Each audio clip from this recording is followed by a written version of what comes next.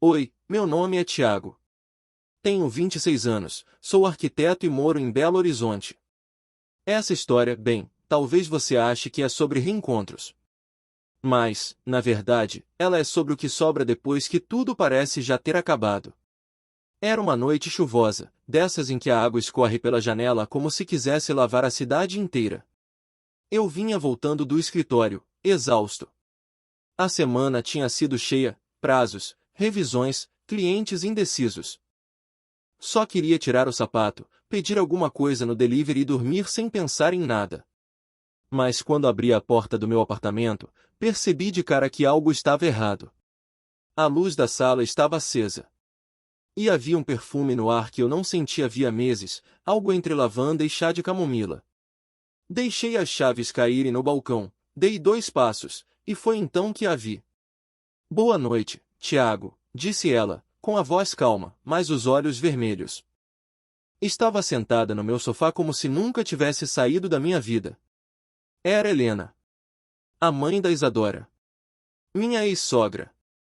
Ela segurava uma xícara de chá com as 2 mãos, com a delicadeza de quem teme quebrar o próprio silêncio. Eu juro que tranquei a porta, foi só o que consegui dizer, mais para mim mesmo do que para ela. Eu usei aquela chave antiga que a Isa me deu, quando vocês se mudaram juntos. Eu achei que, ela hesitou, desviando o olhar. Me desculpa. Eu não sabia para onde ir. Helena usava uma blusa bege de lã, meio desbotada. O cabelo, preso de qualquer jeito, deixava alguns fios soltos caírem sobre o rosto. Parecia ter vindo direto de uma tempestade emocional. Aconteceu alguma coisa? Ela respirou fundo. Ficou em silêncio por alguns segundos, como quem luta contra as palavras que insistem em sair. Discutimos. Eu e a Isa. Daquelas brigas que você sabe que vão deixar rachaduras para sempre, mesmo que ninguém admita. Eu me sentei na poltrona em frente a ela, ainda sem entender se aquilo era um erro ou um aviso do destino. Não vi Helena desde o fim do meu namoro com Isadora. Quando terminamos, ela me mandou uma mensagem curta, educada, e sumiu. Sempre foi muito contida. Mas ali estava ela, no meu sofá, tremendo levemente, como se precisasse de abrigo, não físico, mas emocional. Ela me disse que eu vivo no passado, que sou uma mulher amarga, que ninguém aguenta mais minha presença, continuou Helena, olhando agora para a xícara. E eu talvez ela tenha razão. Fiquei sem saber o que dizer. Me levantei devagar, fui até a cozinha, preparei outra xícara de chá. Enquanto a água esquentava, escutava apenas a chuva batendo na janela. Quando voltei, entreguei a ela um cobertor que estava dobrado no canto do sofá. Fica aqui hoje. Pode dormir no quarto. Eu fico na sala. Ela me olhou surpresa.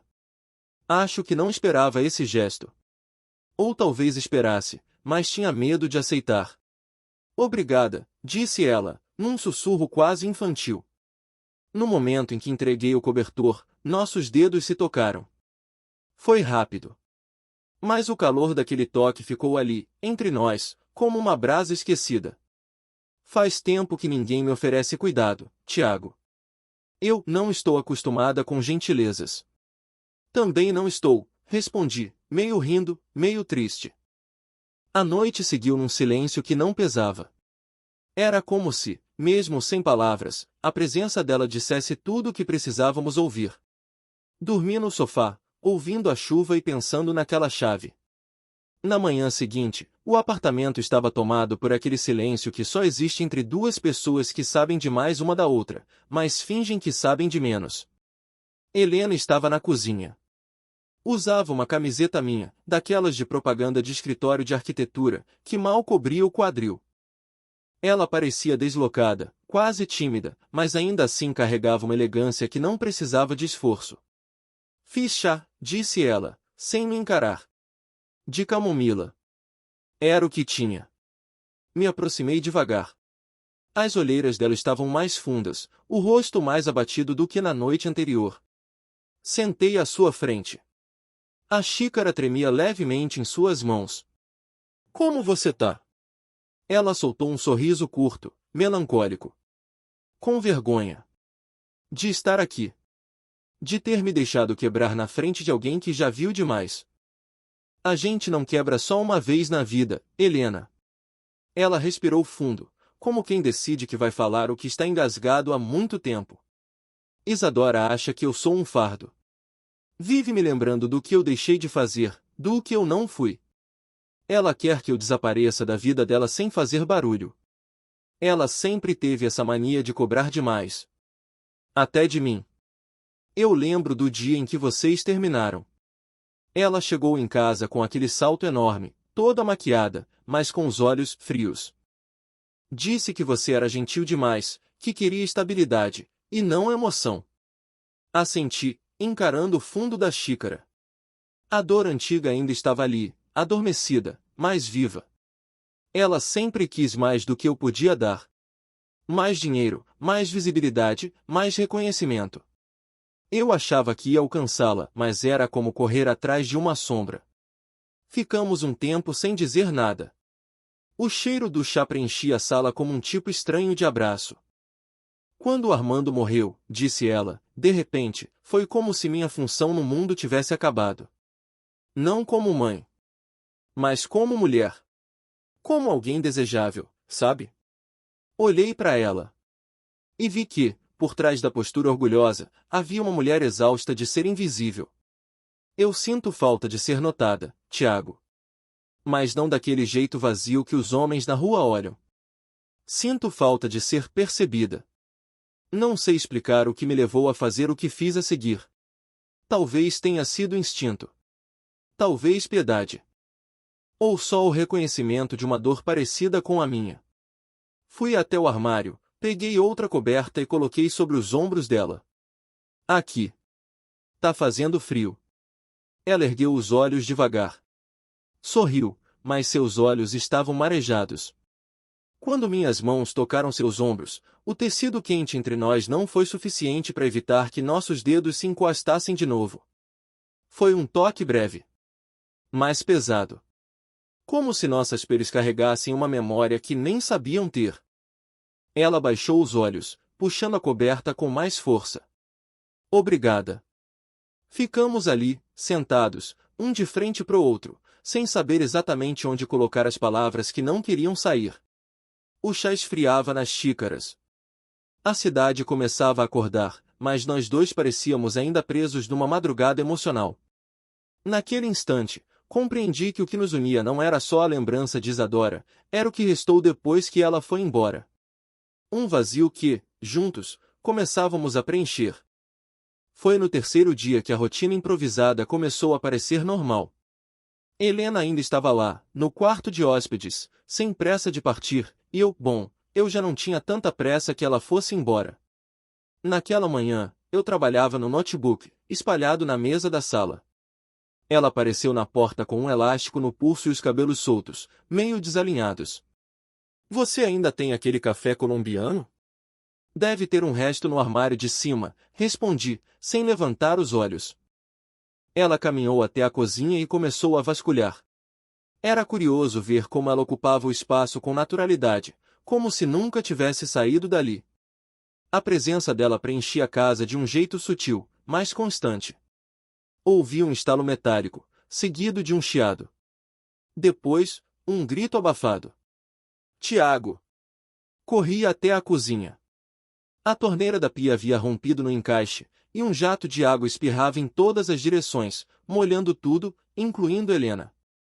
Ela tentou conter o jato com as mãos, mas sem sucesso. Me aproximei rápido e fechei o registro embaixo da pia. Quando a água cessou, o silêncio foi mais ensurdecedor que o barulho anterior. E foi então que percebi. A blusa de seda clara que ela usava, fina, elegante, discreta, estava completamente colada ao corpo.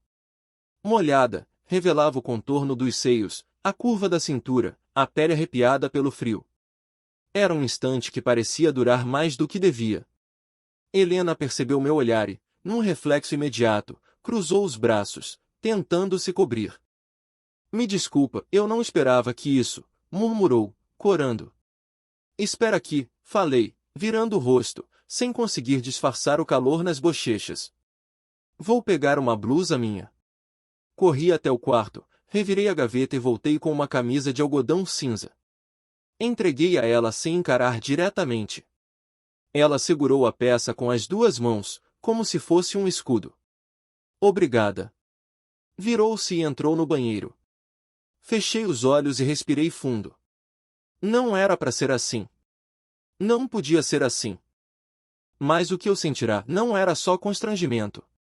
Minutos depois, ela voltou, agora com a camisa larga, que caía quase até o meio das coxas. Os cabelos úmidos soltos sobre os ombros. Ela sorriu com um canto da boca. Você tem gosto estranho para roupas. Pelo menos serviu, respondi, aliviado por ela estar tentando quebrar o gelo. Ficamos ali, rindo à toa, tentando escapar do que não podia ser dito. Eu sequei o chão com panos de prato, ela secava a bancada com papel toalha. Tudo em silêncio, com movimentos coordenados demais para serem casuais. Quando terminamos, ela parou por um segundo e me olhou. Tiago, aquilo que aconteceu foi só um acidente, tá? Assenti. Claro. Um acidente hidráulico. Ela riu, um riso nervoso, que parecia um disfarce. Mas havia algo nos olhos dela. Um brilho novo. Um alerta silencioso. Naquela noite, voltamos às nossas camas improvisadas, eu no sofá, ela no quarto. Mas o silêncio não era mais o mesmo. Ele estava carregado de imagens, de sensações despertas, de pensamentos que insistiam em voltar. Helena. Molhada. Usando minha blusa. Adormeci tarde. E o sono foi leve, inquieto. Como quem sabe que alguma coisa, ali, já havia mudado. Depois daquela manhã molhada, e não só pela água da torneira, Helena decidiu voltar para casa. Disse que precisava retomar a vida, enfrentar Isadora, resolver coisas que uma mulher adia por tempo demais. Eu apenas concordei, sem protestar. Mas o vazio que ficou depois que ela saiu foi mais incômodo do que eu esperava. Na semana seguinte, fui visitar a Biblioteca Pública Municipal, atrás de referências para um projeto cultural que estava no papel, ou foi isso que contei a mim mesmo? Eu sabia, de forma quase inconsciente, que Helena trabalhava lá como bibliotecária. Só confirmei no site antes de ir. Era uma tarde nublada. A luz entrava pelas janelas altas da biblioteca como se fosse filtrada por cortinas invisíveis. Helena estava no balcão, organizando fichas com a calma de sempre, os óculos levemente escorregando pelo nariz. Olá, disse ela, surpresa, mas sem esconder o sorriso. Perdido? Procurando inspiração. Me disseram que bibliotecas ainda são boas para isso. Ela tirou os óculos devagar. Bom, se você sobreviver ao cheiro de poeira e aos estudantes barulhentos, talvez encontre. Me conduziu entre as estantes como uma guia informal.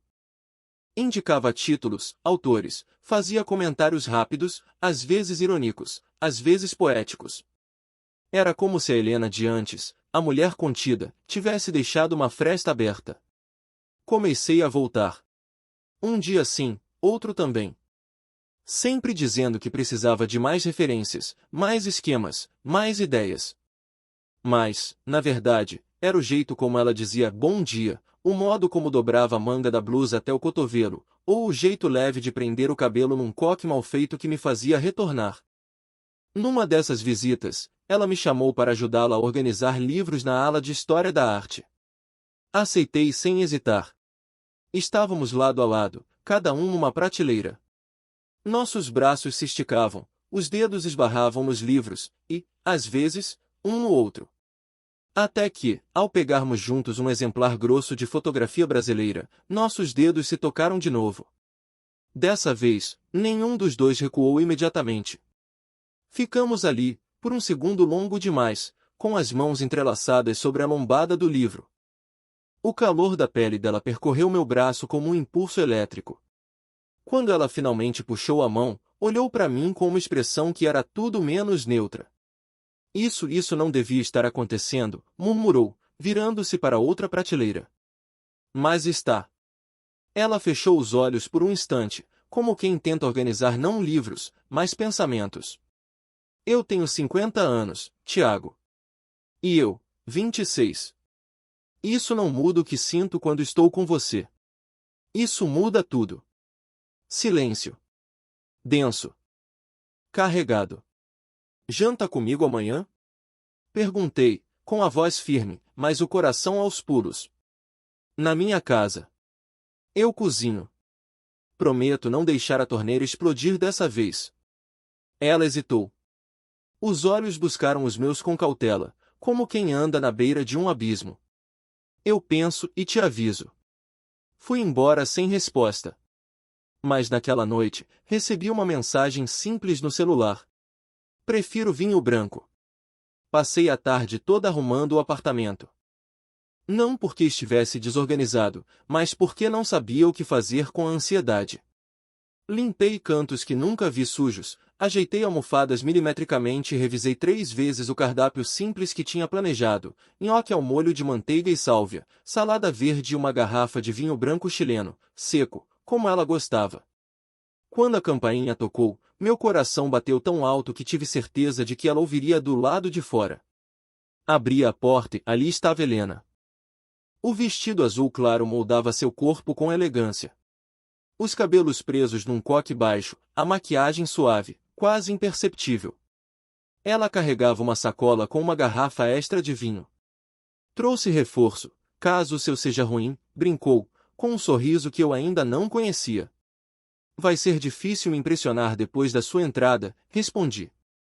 Ela entrou com passos firmes, olhou ao redor com um ar nostálgico e disse: Esse lugar ainda tem o cheiro de vocês dois. Não mais, falei, fechando a porta. Agora é só meu. Ou quase. Durante o jantar, ela falou de coisas pequenas: uma reforma na biblioteca, um novo chefe exigente, uma leitora que reclamou de livros com cheiro de velho. Eu ri, ela também. A comida foi aprovada, ou ela foi gentil demais para dizer o contrário. Depois, sentamos no sofá, com as taças na mão, ouvindo um álbum instrumental de piano que eu tinha colocado por acaso. Ela avistou, sobre a estante, uma foto antiga. Era uma imagem em preto e branco, tirada na praia de Guarapari. Eu e Isadora, rindo, cobertos de areia. No fundo, Helena, sentada numa cadeira de praia, observando à distância. Ela pegou a moldura nas mãos e ficou em silêncio. A gente parecia feliz ali, murmurou. E foi. Por um tempo. Eu me lembro do quanto você cuidava dela. E de como ela não percebia isso. Sempre achei que você era demais para ela. Mas nunca tive coragem de dizer. Peguei a foto e coloquei dentro da gaveta do rack. Ela me olhou com um misto de tristeza e alívio. O passado não precisa ficar exposto para continuar existindo, falei. Ela encostou a taça na boca, sem beber. Os olhos estavam mais úmidos do que antes. Às vezes, eu me sinto culpada por estar aqui. Por estar com você. Como se estivesse traindo a memória de algo que, mesmo falido, ainda pesa. Você não tá traindo ninguém, Helena. Você só decidiu continuar. Ela apoiou a taça sobre a mesa, cruzou as pernas e ajeitou a barra do vestido com um gesto delicado. Ficamos em silêncio, ouvindo o piano. A tensão era tão espessa que parecia preencher o ar da sala. Ao final da noite, levei-a até a porta. Ela segurou minha mão por um segundo a mais. Aquele aperto não era apenas de despedida. Era uma pergunta. Um receio. Um desejo contido. Obrigada pelo jantar, disse ela, sem soltar minha mão. Obrigado por ter vindo. Ela desceu os 2 degraus do corredor e, antes de virar para o elevador, olhou por cima do ombro. O vinho não era ruim. Mas amanhã, prefiro o café. A porta se fechou devagar. E ali fiquei, com a mão ainda quente do toque dela, e o coração batendo como se quisesse responder a algo que ainda não foi perguntado.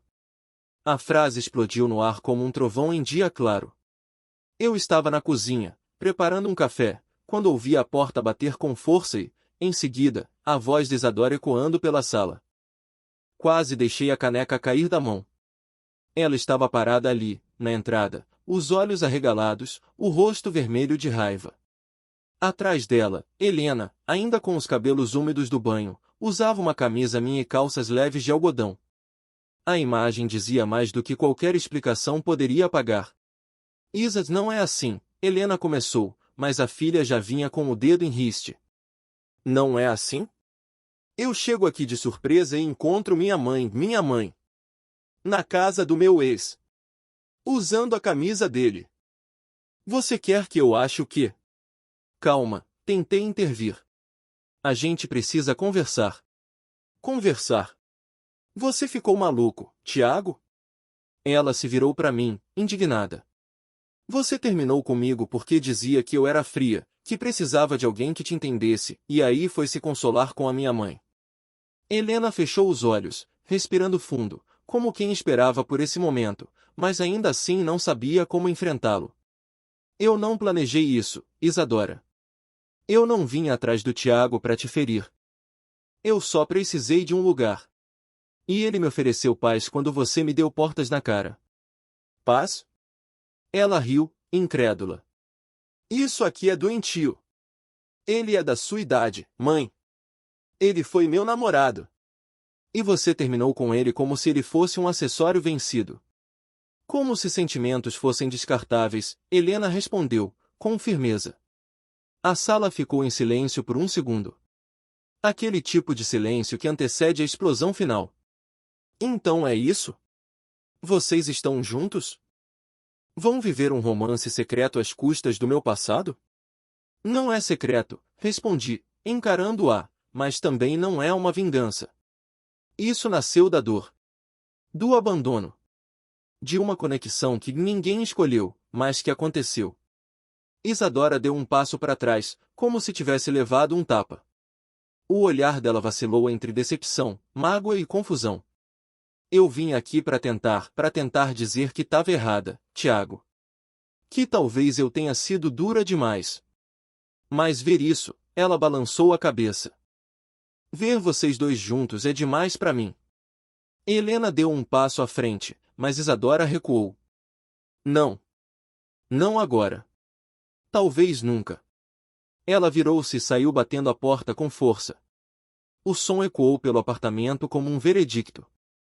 Ficamos parados, Helena e eu, sem saber o que fazer com o vazio que ficou na sala. Eu devia ter previsto isso, disse ela, sentando-se no sofá, os olhos marejados. Ela precisa de tempo. De espaço para entender. Ou talvez nunca entenda. Talvez nunca aceite que eu ainda posso amar. Que eu ainda posso ser vista como mulher, não só como mãe. Sentei ao lado dela, sem dizer nada. Apenas peguei sua mão. Ela apertou a minha com força, e ali, entre dedos entrelaçados, sentimos o ruído de um mundo que não nos queria juntos, mas que também não podia impedir. O amor, quando vem do inesperado, tem um preço alto. Mas às vezes, a dívida é com o passado. E o pagamento é seguir adiante. Era fim de tarde em Belo Horizonte. O céu estava num tom entre dourado e cinza, típico dos dias indecisos de outono. Helena me esperava perto da entrada do parque municipal, com um cachecol xadrez enrolado no pescoço e um olhar distante. Caminhamos devagar, sem rumo definido. O barulho das folhas secas sob nossos pés era a trilha sonora do silêncio compartilhado. Desde o confronto com Isadora, tudo parecia mais denso entre nós, não ruim, apenas mais real. Ela ajeitou o cachecol e falou, com a voz baixa. Passei a noite pensando em nós. Nisso tudo. Assenti, sem interromper. A idade pesa, Tiago. Não no corpo, mas na cabeça. Na maneira como o mundo olha e julga. Paramos diante de um lago. Um casal jovem passava rindo, com sorvetes na mão. Helena acompanhou com os olhos, depois voltou o olhar para mim. Sabe qual é meu maior medo? Não. Que um dia você acorde e perceba que tudo isso foi só um lapso. Um impulso de carência. Que me veja com os olhos que o mundo insiste em usar, como alguém que já passou da fase de viver certas coisas. E se for o contrário? Perguntei, me aproximando. E se, Justamente por você ter passado por tudo que passou, é que isso aqui faz tanto sentido? Ela me encarou. O vento bagunçou alguns fios do cabelo preso. Havia cansaço no olhar dela, mas também havia algo mais profundo, desejo de acreditar. Quando estou com você, me sinto viva. Mas, ao mesmo tempo, me sinto exposta. Vulnerável. Como se andasse com um cartaz pendurado no pescoço dizendo, olhem.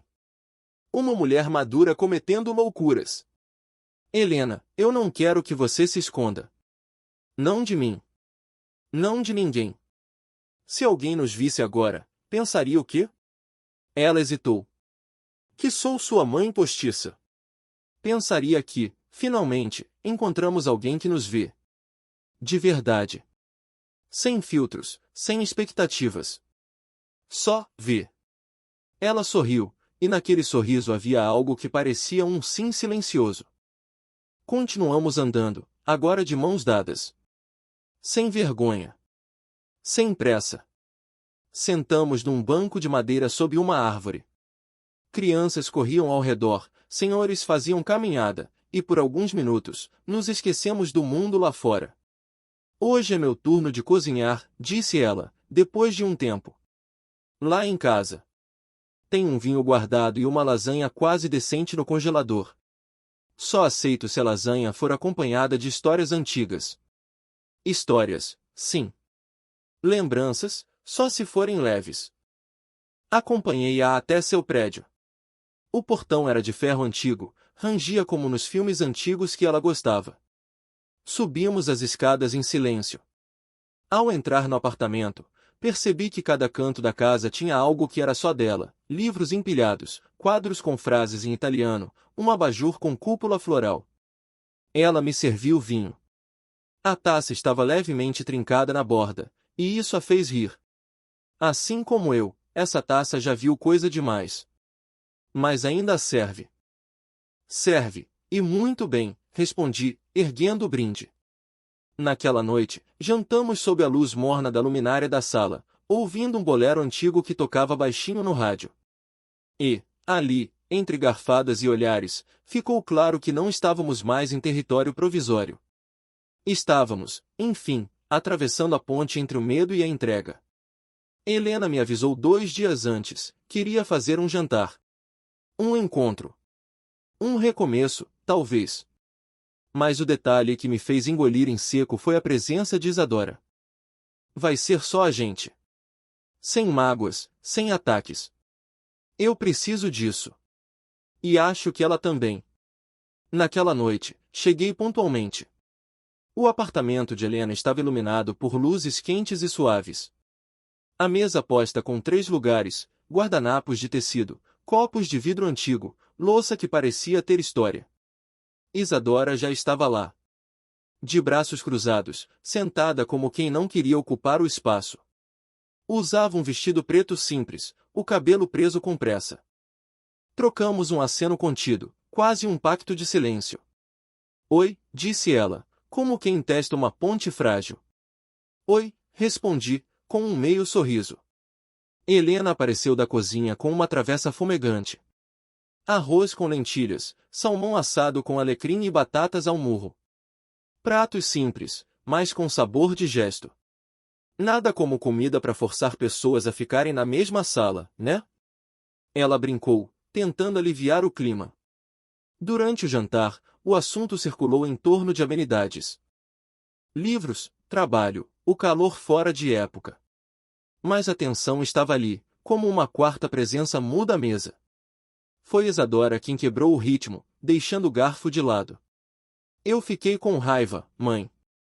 Achei que você estava me traindo. Helena a encarou com serenidade.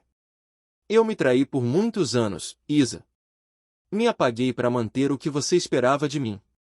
Mas em algum momento, eu precisei me olhar de novo. Eu sei. Isadora passou os dedos pela borda do prato. E talvez por isso tenha doído tanto. Porque no fundo, eu também queria coragem para ser quem eu sou. Mas sempre me escondi atrás de metas, cargos, aparências. Ela olhou para mim. Não havia acusação no olhar. Só uma sombra de tristeza. Quando eu soube de vocês, eu me senti substituída. Como se vocês tivessem criado algo às minhas custas. A gente não planejou isso, falei.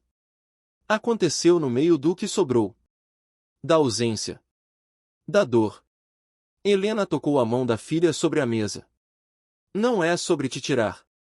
É sobre finalmente me colocar. O silêncio que se seguiu foi diferente. Não o silêncio da raiva ou do incômodo, mas aquele que antecede um perdão, mesmo que parcial. Terminamos de comer. Helena trouxe sobremesa, pavê de chocolate com café. Receita antiga, de família. Comemos em silêncio, cada um em sua ilha de pensamentos. Na hora de ir embora, Isadora levantou-se, pegou a bolsa, antes de abrir a porta, virou-se para nós. Eu não entendo tudo ainda. Mas, vejo que vocês se olham com verdade. E talvez isso seja raro demais para ser ignorado. Helena sorriu com os olhos marejados. Não disse nada. Apenas assentiu. Depois que Isadora saiu, nos sentamos no sofá em silêncio. As taças vazias sobre a mesa. O ar ainda cheirando a comida e a passado. Helena entrelaçou seus dedos nos meus, sem dizer palavra. E naquele toque sob a mesa, havia uma paz que jamais tivemos antes. O amor não pedia desculpas. Pedia espaço. E, naquela noite, ele teve, finalmente, um lugar à mesa.